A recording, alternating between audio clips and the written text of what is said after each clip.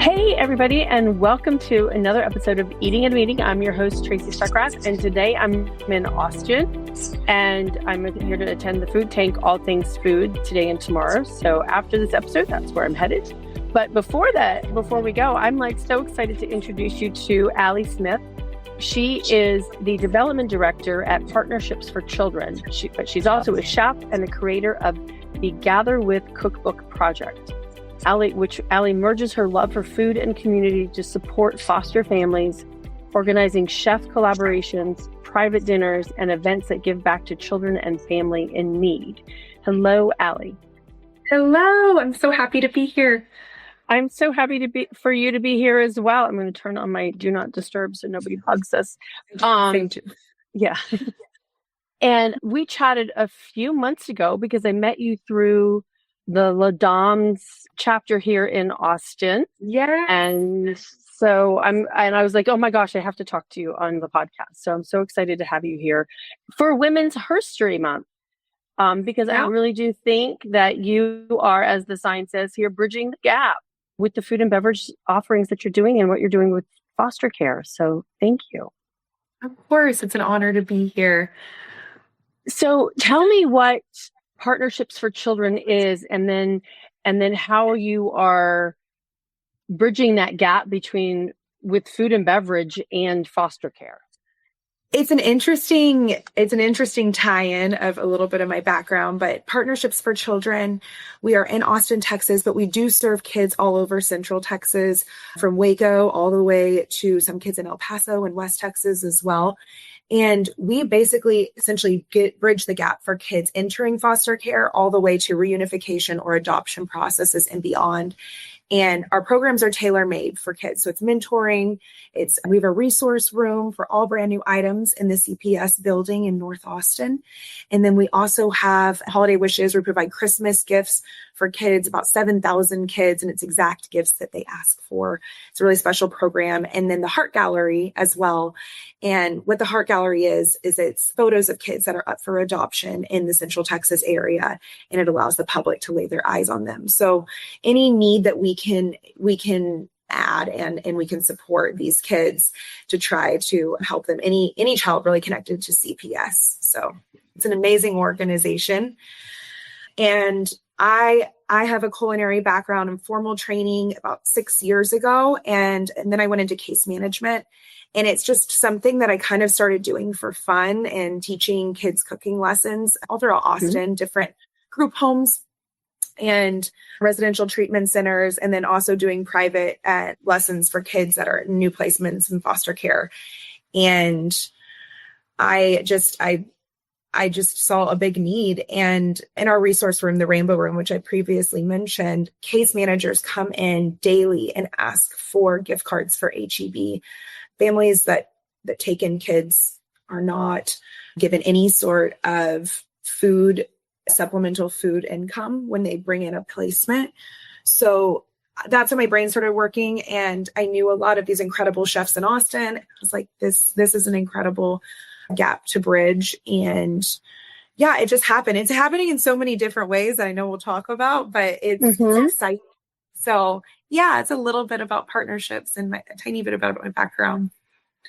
So it's kind of, I want to say, mind-boggling that for the foster families, they're taking these kids in and there's no support potentially, so that they struggle with food insecurity.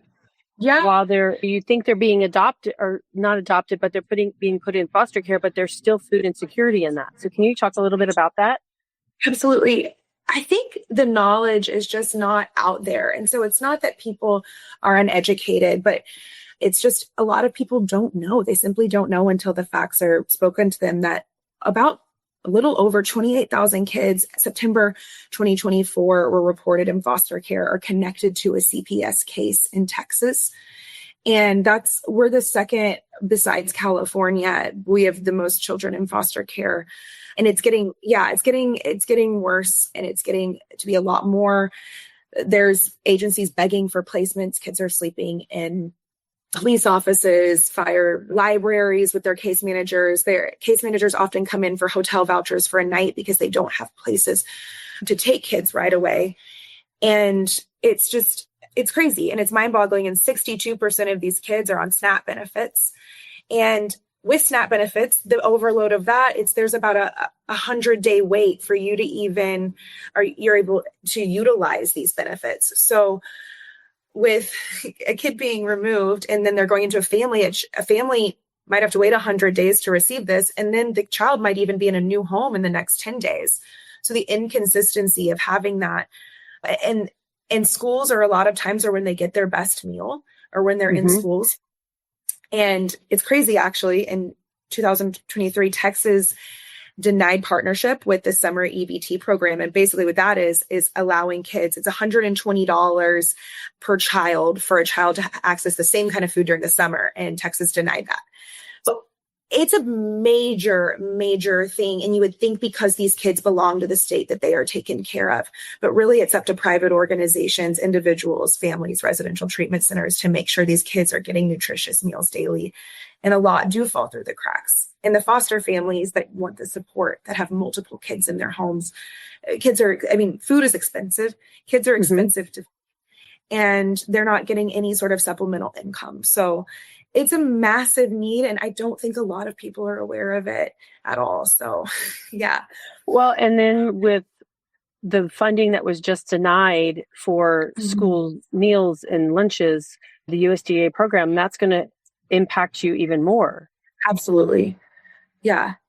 It's almost, I hate to say nightmare, but I think the impact of 2025 and 2026 is going to be huge. And case managers know it, families know it. People are stepping down from placements because they just simply can't afford to feed the mouths in their home. So yeah, absolutely. So you're losing foster families because you're losing foster families because they can't afford to feed the kids in that they're choosing to help support. Yeah. And so yeah. Wow. Absolutely. Yeah. Which is going to raise the number of kids that are looking for houses. Exactly. Yeah. And then the kids transitioning out, transitional age youth out of foster care too. That's a whole nother thing. They're now expected to feed themselves, and with what money and with what support can they do that? So that's where a lot of times you see kids unfortunately going into homelessness and kids going into to try to meet those needs. Because at 18, if they're not given that support, I wouldn't know how to. Groceries are expensive for me, and groceries are expensive for everyone. So and healthy and nutritious things. So it's things beyond food. It's shelter. It's all of it. And I chose to really focus on the food side of things to help that while kids are searching for stability and families. But yeah, it's just a lot of people aren't really aware of what's going on like right now and how much more of an impact it will have severely. So there's been lots of stories because of and I posted the story from Politico about how the USDA has canceled the local food purchasing to local farmers. But how does food, because you just kind of touched on it, food has such an impact on young kids' brains, right? And their and their growth, et cetera. So how does food plays a huge role in their lives. And when they don't have the support from families, can you touch a little bit on how your cooking classes have helped them in that way? Yeah. And just like you're saying, without a consistent stay, and a lot of times kids really are going from placement to placement. We call kids in CWAP, child without placement. So they don't have they're not even in a temporary stay. They're really going from sometimes 72 hour stays. And when you think about that, I mean, even when I'm traveling or when I'm going from place to place, not having a consistent meal of how I eat when we're all on the go. And so then picture kids that don't get to choose that. They don't have money or credit cards in their wallets to scan. So it's whatever put in front of them within this time. And I think it's just without a regular meal and without a regular healthy meal. So, and a lot of times these kids are going in and out of homes and they're just kind of left with groceries in the kitchen. And They're incredible foster placements. I don't want to make it sound like every single one is a nightmare, but when they're in and out, a lot of times it is up to them to make sure that they're fed. And I can tell you at second, third, fourth grade, I would have never been able to be capable of that. Yeah. And so I was lucky enough for 4 years. I actually moved to Austin to work at a residential treatment center called Helping Hand Home. It's in Hyde Park. And it's a phenomenal. It's accredited nationwide, and children are really lucky to end up at Helping Hand Home. And they have an incredible food program, and it's kids from really severe backgrounds and severe trauma has happened to them. And so I was working on a capital campaign to help raise funds for extension of a multi-purpose center and a new school. And then I was like, gosh, I really miss cooking and I miss teaching. So I started with the kids there and they loved it. I mean, and these kids are anywhere between 4 and 12, so they're younger. And they loved it. And you could just see, and some of them really stuck to it. And I would try to not do anything crazy, but it was like basic things like quesadillas or making like 4 ingredient sauce or a 3 ingredient sauce and showing them how easy it is to do this stuff, making scrambled eggs, doing easy microwave pizzas and stuff, but all kind of healthier approaches and very reasonably priced things that they could. And we would do a little budget thing. And it just really lit a spark in my mind. And so that's when I started kind of reaching out to other organizations. And it started with simple things. Sometimes we do competitions with some of the older kids. But a lot of times, and also something I've noticed with the older, there are some really talented kids in that could just blow up the culinary world in Austin or wherever they move. I'm like, we had a fruit to diverge a little, we had a fruit tray just for them to eat as we were welcoming. We were doing a taco cook-off, and this one young woman took all of the pineapple and melons and were grilling it and then added them in. Yeah. And I was like, okay, this is, and it's like, I could have eaten that at a restaurant because we were all the judges. And so and I asked her how she learned to cook because she knew what she was doing. She knew how to work an induction oven. And she said that her grandmother, before she passed away, she was living with her and she was a line cook at a restaurant, and she would just watch her cook. And she's like, and I just love it. So I was like, a child like this has so much potential. So it went from nutritional need to feeding themselves to educational classes, then to, okay, this could be a craft and a career. And through that, I brought in other chefs in Austin too, with different specialties. And mine are more basic. My culinary background is nothing to like I'm not, I would never call myself a professional chef by any means. But then the ones that did come in, they have amazing skills. And I see more and more that want to get involved too. So the classes are, I think, my favorite part of my job for sure. Yeah. I taught summer kids camp a couple of years ago in Atlanta, and I had them for 5 days, and it was so much fun to watch them get so creative with the things. And we would change the theme, like one day would Mexican, one day would be Asian and whatever. And the creativity that they had. And then we did a competition with them, and I think they were 10 to 14 years of age. That's such a fun age. Yeah. And it's so much fun to see them get so involved in it and really want to learn how to cook for themselves as well as their families. And so I love the fact that what you saw that in them in those cooking classes that you're doing, and just jumping to those chefs that you partner with, and then jumping to your book, because you're doing a cookbook called Gather With. Yes. And you've got some of these James Beard Award winning and Michelin star award winning chefs that are contributing to your cookbook. Talk a little bit about that and what's the purpose of the book. So the Les Dames Austin chapter, actually, I have a dear friend, Jade Place, who she and her husband own Hillside Pharmacy in Austin. And she's listened to me talk about this idea for years and years. They're very close family friends. I call them my cousins. And she told me she's a member. And she was like, Allie, you have to apply for this. And if anything, it's just a jumpstart of what you want to do. And so I was chosen as a recipient, and I actually flew home from working at a mentorship program in Italy early to receive the award and the scholarship. And in that room were so many incredibly impressive women in the culinary world here in Austin. And it just started with ideas of, because first I was thinking foster families would contribute recipes. And then I was like, well, how would this book actually make a difference where people would want to buy it? And so it's these chefs that you just mentioned, the James Beard nominees and the Michelin star winners now, contributing a recipe that means a lot to them and has some sort of background. And will be a collection of recipe books for about 35 to 45 chefs and people in the beverage world as well. And so it also highlights a little bit of what they care about outside of food. I think so often we meet chefs and we're like, what's your favorite thing to make? And what's your favorite restaurant? And what restaurant do you own? What's your background? And the most beautiful part of this project to me is getting to know them on a personal level. And it's allowed them a little bit of time to have a conversation, time that they don't necessarily have all the time. And Justin Huffman, previous chef of Justine's, was saying, my wife and I did this fundraiser for Kids on the Border, and we would grill burgers for Kids on the Border. And Chef Jam from Thai Fresh was talking about how she cooks once a year for Urban Roots for kids. And it's not all kid related too. It's all very different, but it's all Edgar from Nixta has the food fridge right outside, and it's all fresh food that's donated that people in need can pick up. And it makes me tear up because it's the most impactful way of just gathering these stories and then having them each contribute just a really meaningful thing that either started their journey in the culinary world or something that was important in their family growing up or to their family now.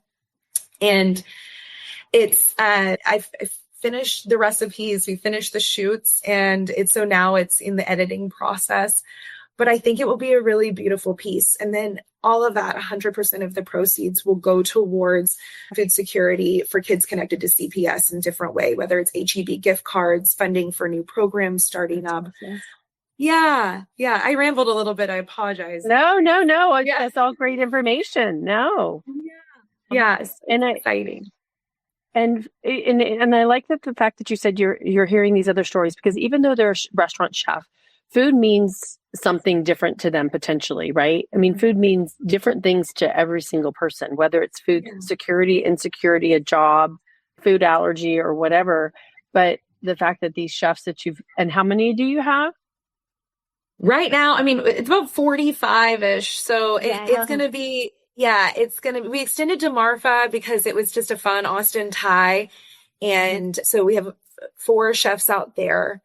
And then 40 in Austin. So it's kind of been, it's crazy. And it's anywhere from food truck owners to pop-ups to Michelin, like Evan Leroy, who just received a star, and Tracy from Birdie's, Edgar from Nixta, who received the upcoming Chef of the Year and Michelin recognition and the award.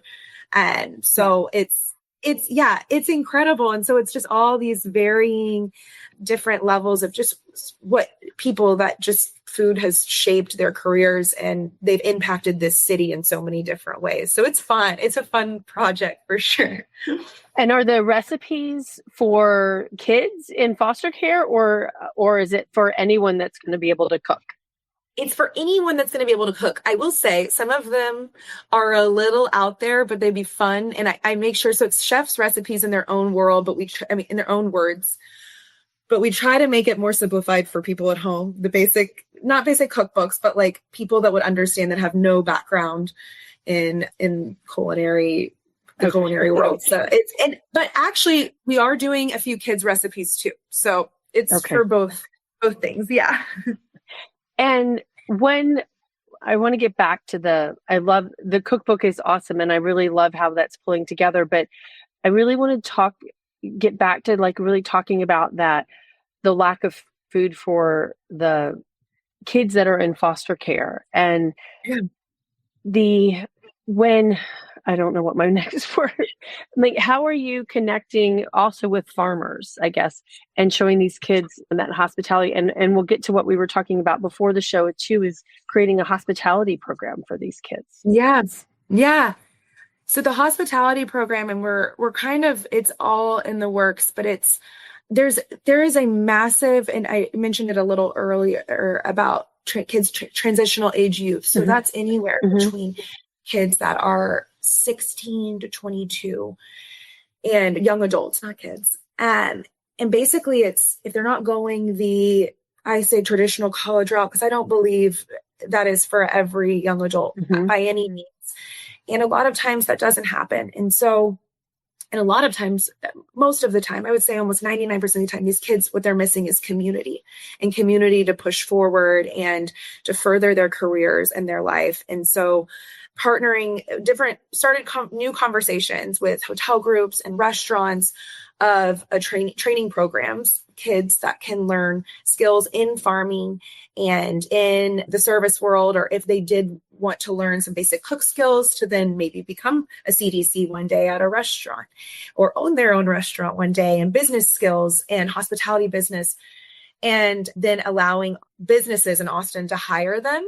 And so it's all kind of ideas now of what, but it's really important. And everyone has showed a massive interest of getting involved in allowing these kids to have communities, careers, and learn, and then something that they're passionate about. So, and Austin, sorry to rant, Austin has the most incredible hospitality family. And a lot of times there's a lot of competitiveness in other cities that I've noticed. And everyone who knows each other here just speaks so highly, and they're all friends. And it's just a really, really, I think, perfect city to have something like this. And it's a really philanthropic city in general. So right. Yeah, I think it's an important program, and these kids are unfortunately facing homelessness, and there's a lot of food insecurity with kids from that age, and career insecurity. So it's my tie of both things again. So have you seen any, like, something that has really inspired you, like a story from one of the foster kids going through this and going through a cooking class or meeting a chef, anything like that? I have actually. Since this program is all would be brand new or something that we're working on with Partnerships for Children, and our executive director and I have had many different conversations. This one is a little different, and I didn't think I was going to share anything about this child, but he's adopted now. Yay. And yes. And his name is Michael, and he's, if anyone knows me personally, they know Michael means just the world to me. And he was at Helping Hand Home when I lived there. And I started doing cooking classes. No, oh my gosh, when he lived there, I worked there. And I felt like I lived there. And he was at 12 years old, phenomenal in the kitchen and things that he did. And so when I left Helping Hand Home to then take the development director position at Partnerships, we still partner with Helping Hand Home kids through all of our programs. And I reached out to his therapist, and I was like, I really would like to still spend more time with Michael. And we started doing cooking classes one-on-one, and just watching him just create things. And I took him up to a appliance kitchen. It's called K&N Burnett. And he just was outstanding. And he is outstanding. And then we got him into some different music programs, and he performed at Antone's. And when he did meet his mom, and they moved outside of Tyler, Texas now, but he said to me, and it was one of our last one-on-one dinners, and he was like, I think I really became confident when I was learning to cook, and I didn't know I could create. And he's an incredible musician, he's an incredible artist, and he's an incredible young chef, and he has all of these vast skills. And so I think a lot of times when kids are lacking this confidence, it makes a massive impact. We have, growing up in homes with parents, we're kind of given, do you want to do this? Do you want to do this? The opportunities. And so we have a confidence we don't really notice in us. But without that, these kids lack so much. And if you just instill something that they're passionate about, this confidence grows. And a lot of times those are kids that will then be confident when they're meeting potential adoptive families, or confident if they don't, and they're aging out and they're confident in a craft. And so whatever that is. But Michael's story was special, really, really, really special, because when he said that, I just started sobbing. I was like, something so small. And he's 15 now. So I don't know where he's going to end up. I love to see him end up a restaurateur. But knowing that that's where it stemmed from was a really cool story for me here. That's awesome. And I hope you're going to stay in touch with him, right? Yes, we do. Yeah. I talk to he and his mother often, and we have a trip planned. We're going to meet halfway, maybe in Arlington, Texas, and watch with baseball season coming up, watch a game or something like that. Yeah, yeah, and he's thriving. I mean, and the likelihood, and I hate to say this, but it's true, of a child or a male after the age of 7 getting adopted is almost 3%. Wow. So his story was really rare, and it should be so much more common. He's actually been adopted twice, and families have relinquished rights. And I hate to say this, but that's incredibly common. So yeah, and he's so happy, and he's just such a special kid. It makes me like, so there's thousands, hundreds of thousands of kids just like Michael that deserve to just know what they're interested in and know what they're passionate about. Right. 100%. And so hopefully this is a permanent home, and I believe it is. I do. Good. That's good. So what's missing from the conversation from the foster care system and food security that more people need to know about, whether it's the foster families or just the community at large that can help support your book, Gather With, when it comes out? Or just especially with what's going on right now and the canceling of some of the food programs, what do we need to do to help support these kids in foster care? Yeah. I think the knowledge of, and I love this, and this is so important, but like during Christmas time, everyone wants to do toy drives. And a lot of times you see that all throughout the year. We want to do a toy drive, and kids love toys, and that's so important. Kids need food. And families to take in kids need that supplemental income to purchase food and to purchase good food. And I think so basically what Partnerships for Children does, and I am biased, but I think it's genius, is we partner with case managers. So on these case managers' docket, there could be 15 cases, which means 15 children. So we partner with the case managers to meet the needs instead of going to their families or directly to them, which would be impossible to do. And so the case managers will say, hey, this family needs cookware. And so I contacted Maiden, and they gave us brand new cookware to give to this family. The cooking classes, again, Maiden in Austin donated basic cooking appliances so we could teach those kids. And it's little things. It's all very different, but the biggest need we always hear when case managers come in and out of the Rainbow Room is, do you have HEB gift cards? And we used to fund that, but right now we're having to fund different sort of programs. And so now it's all donation based. And I would say people donating HEB gift cards or whether they're $20, $50, $100, it makes a huge difference, because then the case managers can go straight to HEB and buy a meal for that kid, and then also hand off a Dream World, couple $1,000s to a family that's taking that kid on. And that's what I would like to see. And I think it should be government funded. And I think that should be what the state at least provides for for the kids that are in their care. And I think it's such a shame that it's not.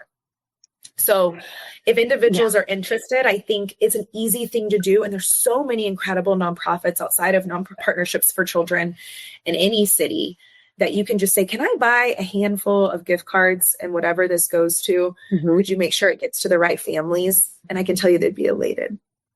Yeah. So that's just, my friend works for HEB, so I'm going to reach out and say, okay, he owes me. So I'll tell you that later. So yeah, I'll make sure that he gets me some HEB gift cards to give to you. So I talk about food inclusion a lot, and sustainability and accessibility. And this really ties into that so much because of that food inclusion. I'm like, you've mentioned how the kids they need that community. They want that community, and they want to feel included, right? They do.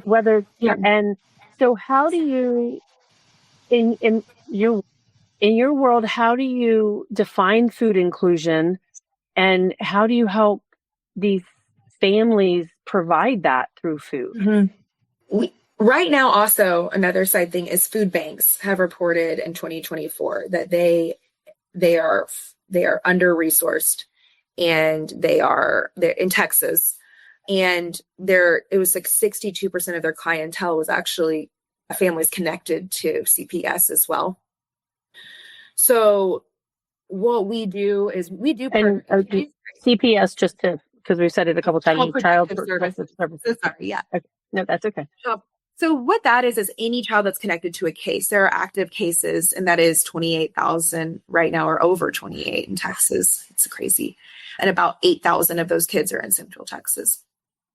So we make sure that they have access to the food banks. A lot of Texas communities have free meal programs, schools and churches, but it's really hard to individualize that and say, okay, this church is down your neighborhood, go here on Wednesday. I wish I could say we had the perfect model, and we just don't. And what I love about the organization I work for is we really do individualize each case. And the case managers that we do know that there is some food insecurity significantly in a home, we will make sure that that's met. When I was a case manager, I would go in, and one of the first things I would do if I was called to a home is open up a fridge to see what was in. That was almost the 1,000% first thing I would do. And I can tell you was 80% of the time there was not much there. And I would take my little company credit card and buy groceries. There's not thousands of people like that can have the time to do that. So right now, as we're even speaking, refrigerators look like that all over the state, all over the country. Mm-hmm. So a lot of times we will say to the case manager, let us know. And we will make sure that there's income that goes there. And that's what we do for partnerships. But there's child and adult care food programs, and they provide meal for kids in foster care. But the participation is so limited that it's there's this long wait list. Limited meaning you don't have a lot of resources to provide to that. Yes. Yeah. Okay. Yeah. It's limited, not because people don't want to be involved, but because the involvement is really hard to access. Why is that? And what's required to access it? It's hard to access because there's just a waiting list. And there's a waiting list because more and more kids in the CPS realm, the Child Protective Services realm, are entering in these services. So it's this need that's just being, with a lot of laws that passed in Texas a couple years ago, foster care is tripling, especially with infants. There's a lot of infant placements that are needed. Formula, because when you're preparing to have a baby, you have the formula, everything's set. If you're a foster placement, you get a baby and you're like, oh my gosh, I need formula. And a lot of people don't think about that and how expensive formula is. So partnerships, kind of funny. We partner with the post office. And what I don't know, because I'm not a mother, is when you have a child in a hospital, they'll send you formula in the mail. All of the addresses that are not accurately entered, they get back sent to the post office. Each month we get bulk orders of formula that then we deliver to families that with infants or facilities. And that's a huge thing partnerships does for infants. And we have a massive need for that right now. So wow. Yeah. Oh yes. Yeah. So it's all these things and little things that, not little things, but I forgot about the formula even while I was talking. I was like, that's a huge thing to make people aware of. Well, and people are probably wondering why we're talking about this, because this podcast is called Eating at a Meeting. But I think it's important to understand the importance of food, no matter where you are. And a meeting can be the meeting of a foster kid and their parents. You as a caseworker going to a house and looking in the refrigerator, right? And seeing that there's not food. And a meeting is just the word that rhymes with eating better than an event or I love it. Thing. But to me too, it's meeting professionals here. And okay, so let's talk about that. Well, although the Austin Convention Center is being torn down in the next couple of weeks or months, but when meetings come into the city, and if I'm doing an event at a local hotel, can we support you in any way? Because corporations always like to do corporate social responsibility things and give back to the local communities. So what is one way the hospitality industry and I'm using that largely, but specifically referring to event planners who are doing South by Southwest is here. Yeah. What can we do to help? Yeah. What can we as event planners help do for partnerships for children or help the communities? That's a really great question because there are so many. I could probably talk for so long thinking of different ways. And fresh food donations are huge. And a lot of times that food is thrown out. Mhm. And we also love to feed the caseworkers. We love taking care of caseworkers. They're underpaid, they're overworked. And so something we like to do, and it's happened, we had a restaurant reach out and just say they had a big event and it was food that had not left the kitchen. And what can they do with it? And like, bring it up here. And we just sent one email out and case managers just came swarming in and they got to have a warm meal while they're working, sometimes 14-hour days. And so it gives them that fuel to do their job better. And then if it was for something with an event for kids, we have literacy programs that we love to provide, catering. We have so many different things. And we can also I could call Helping Hand Home and just say, we just got this beautiful meal donated. And so I think if you're at an event and there is leftover things and food, I would say a really great thing, Safe in Austin will accept that at Ronald McDonald Home. And it's just looking, whatever city you're in, I say Austin, and with South by Southwest is what's left over that we cannot throw away. And you can make a quick call and everything is about a 15-minute drive here. You can drop that off and it will mean a lot to somebody and maybe something that could have never, somebody that it would have gone to the trash. And that you said that was Safe, Austin? Safe Austin, yes. Safe. And I always like to plug Helping Hand Home and Settlement Home. It's a young woman's home. That's a residential treatment center in Austin as well. Yeah. All right. I'll share that. Or partnership if you want to. Yes, exactly. Caseworkers. On the other side of things with restaurants, the simplest thing of donating a percentage of food and Bill's Oysters in Austin does this. Red Ash and Cover 3, they all have items on their menu that's so simple. It's like fried pickle chips for Cover 3. And there are actually largest donors. A restaurant is Partnerships for Children, largest donors. And one of the co-owners, Katie Young, helped start Partnerships for Children. And that thing, like people don't really think about. And so having the conversations while I'm doing these shoots for the recipe book, they're like, tell me how we can get involved. And I was like, well, if you want to look at a small appetizer and just donate 10% of however many of the burrata that's sold, that can go towards it. And so we do that specifically for Red Ash, and that goes actually specifically to the Rainbow Room.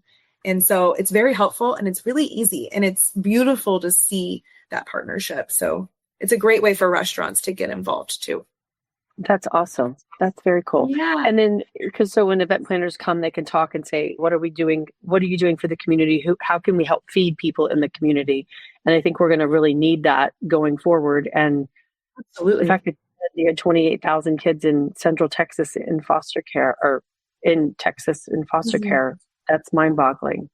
Yeah, it is. It is. And then I started this little thing where I would deliver groceries twice a week to active foster families. And that's something really small. And I think anyone can also look up a private foster. Another thing Texas did was a lot of families were trained by the state and they were state placed. Their agency, their foster and adoption agency was essentially the state. They dissolved that program last year. So every one of those families either said, we don't want to do this anymore, or they had to go to a private organization.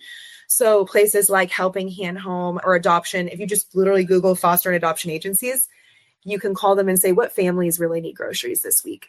And you can deliver those there. And it's all now private. So there's so many, but they really need a lot of help. And that's a great thing a lot of people don't think about as well.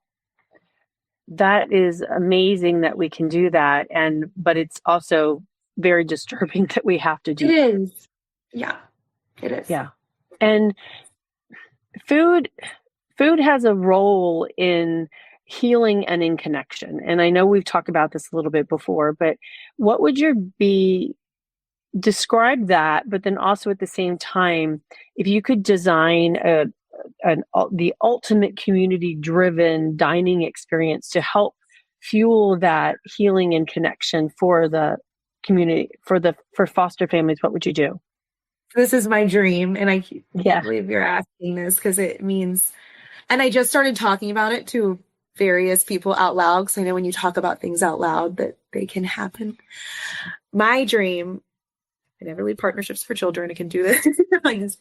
Is having a kitchen very centralized in Austin. And a lot of private chefs, and I've noticed being a private chef myself, you don't have space to prep, and you have to then pay for space to prep. And that's really expensive. And you can do it out of your home, but it's not a commercial grade kitchen.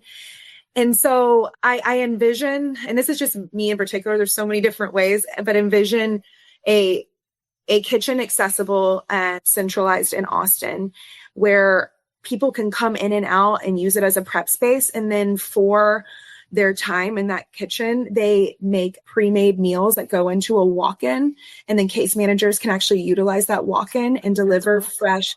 Yeah. And it's an idea that I've had. And I if I say it now, I have to do it, or it has to happen.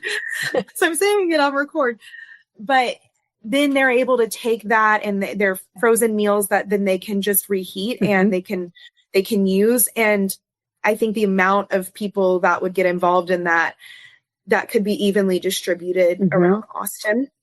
And then also using that space too as a learning center for kids that are wanting to learn more about the culinary world and learning how to cook, and using that space in that nature as well. And then also just using it as just a space where you can donate food all in all, and people can come pick it up. And so it's a dream. And I think it would be a really, really amazing thing to happen. And we don't have something like that in Austin. And then allowing also chefs to do their job and having a great space to utilize that they don't have to pay hundreds of dollars for.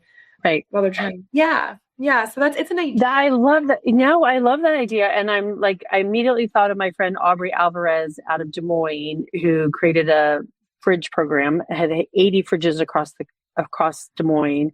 And my friend Sarah Cooney in North Carolina, who started a fridge program in Pittsboro, North Carolina, in that county. And I love it. And I'm like, okay, I'm tagging them and I'm saying their names because you can reach out to them. And the fridge program that you also mentioned earlier too, it can come to life.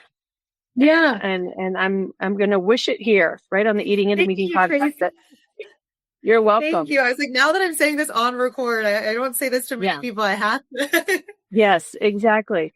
And then even my friend Kristen from a food equipment manufacturing company, I'm going to tag her too, because she can bring you equipment, right? That's huge, because equipment's so expensive. So that's really, and thinking about all of it and wanting it to happen. And then you're like, oh my gosh, but then you have to have the equipment, and you have to have all this stuff. And and you have to have, if there was a training program, chefs to do the training kind of volunteer wise. But I think it's going to happen. No, it's going to happen. We're going to make it happen. We're going to make it happen. Okay. Yeah. So what advice, this is my final question, what advice would you want to give someone who wants to use food as a tool for social impact? And where do they start?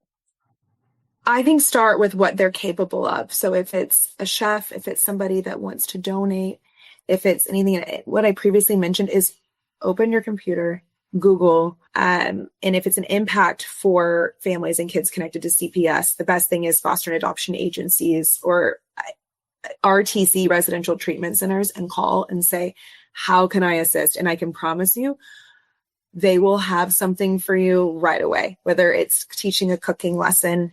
We utilize, I went to one of my friends, Dan, he's the owner and chef at All Day. And we had a little boy and he was on the spectrum, and he's doing his Forever Families filming, meaning we go on once a week on the news with a really special child story.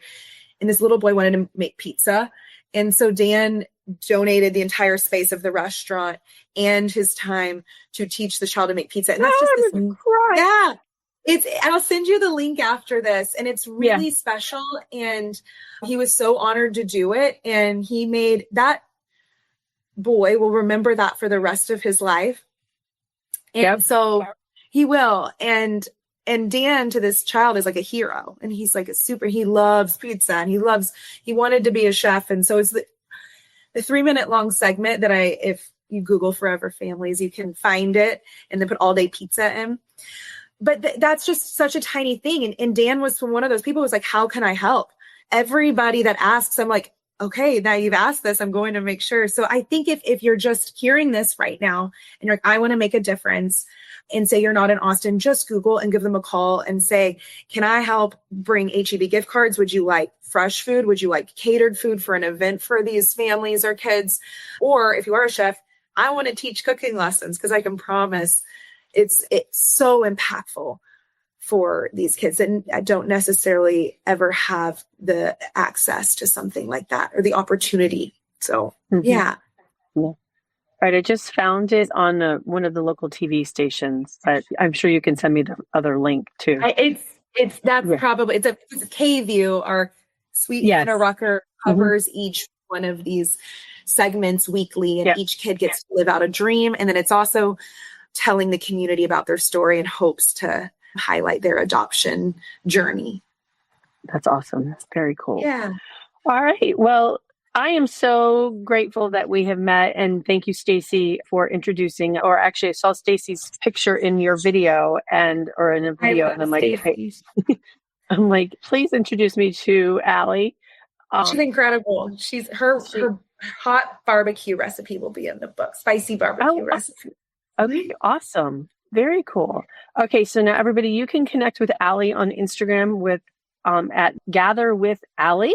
You can follow the cookbook there and what she's doing in feeding kids in foster care. So Allie, thank you so much for what you're doing and bringing your skill set as a chef and your skill set as a caseworker to raise money and feed kids and feed caregivers. So thank you. Thank you so much, Tracy, for having me. This is such a special time and super honored to be on this podcast.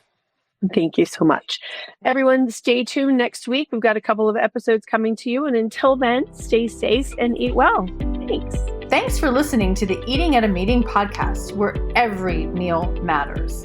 I'm Tracy Stuckrath, your food and beverage inclusion expert.